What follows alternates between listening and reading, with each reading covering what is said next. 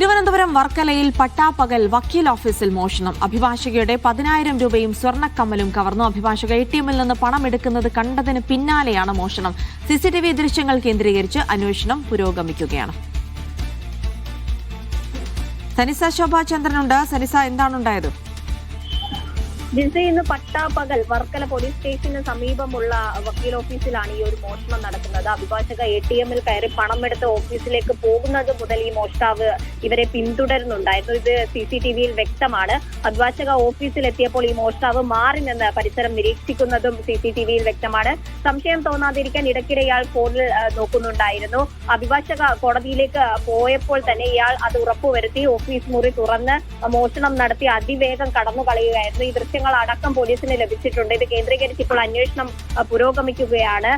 ഈ ഒരു വൃദ്ധനാണ് ഈ ദൃശ്യങ്ങളിൽ കാണുന്നയാൾ. അഭിഭാഷകയുടെ 10,000 രൂപയും സ്വർണ്ണക്കമ്മലും തിരിച്ചറിയൽ കാർഡുകൾ അടങ്ങുന്ന ഒരു പേഴ്സാണ് ഇയാൾ മോഷ്ടിച്ചിട്ടുള്ളത്. ഇപ്പോൾ അന്വേഷണം പുരോഗമിക്കുകയാണ്.